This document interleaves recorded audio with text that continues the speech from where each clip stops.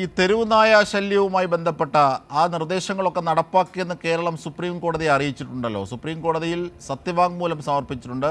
ABC ചട്ടങ്ങൾ, animal birth control ചട്ടങ്ങളൊക്കെ നടപ്പാക്കുന്നുണ്ട് Keralam എന്നുള്ള വിവരമാണ് അറിയിക്കുന്നത്. കാരണം കഴിഞ്ഞ ദിവസങ്ങളിൽ സുപ്രീം കോടതി ചില സംസ്ഥാനങ്ങൾക്ക് രൂക്ഷമായ വിമർശനം നൽകിയിരുന്നു. ഇതിൻ്റെ പശ്ചാത്തലത്തിൽ കൂടിയാണ് കേരളം കൃത്യമായി ചെയ്യുന്നുണ്ട് എന്ന് സത്യവാങ്മൂലം സമർപ്പിക്കുന്നത്, അല്ലേ? അജിംഷാദ്, തീർച്ചയായും ABC ചട്ടങ്ങൾ കൃത്യമായി തന്നെ സംസ്ഥാനത്തിനകത്ത് നടപ്പാക്കുന്നുണ്ട് എന്നുള്ളതാണ് ഇപ്പോൾ കേരളം സുപ്രീം കോടതിയിൽ സമർപ്പിച്ചിട്ടുള്ള സത്യവാങ്മൂലത്തിൽ വ്യക്തമാക്കിയിട്ടുള്ളത്. ഈ നായകളുടെ അടക്കം ജനന നിയന്ത്രണങ്ങൾക്ക് പ്രത്യേക പദ്ധതികൾ നടപ്പിലാക്കുകയും ചെയ്തിട്ടുണ്ട്. എന്തായാലും ഈ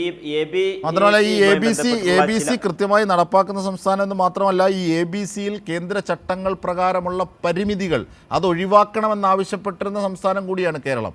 MP രാജേഷൊക്കെ നിരവധി തവണ അത് പറഞ്ഞിട്ടുമുണ്ട്. അതൊക്കെ സത്യവാങ്മൂലത്തിൽ ഒരു പക്ഷേ പ്രതിഫലിച്ചിരിക്കുക, അല്ലേ റഷീദ്?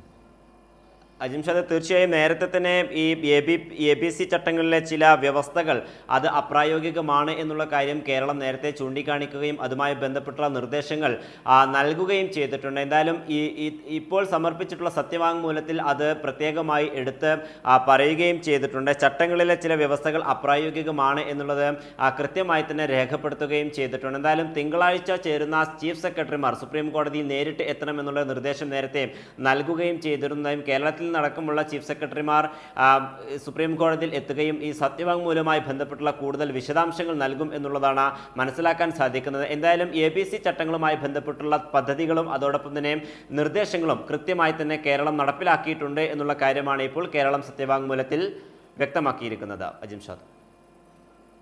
ശരി, റഷീദാണ് വിവിധ വിഷയങ്ങളിൽ വിവരങ്ങൾ നൽകിയത്.